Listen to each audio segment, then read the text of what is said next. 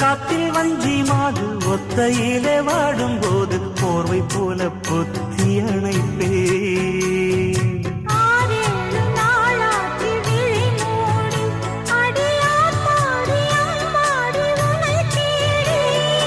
நீதானே மானே என் இளஞ்சோடி, உனை நீங்காது என்றும் என் உயிர் நாடி.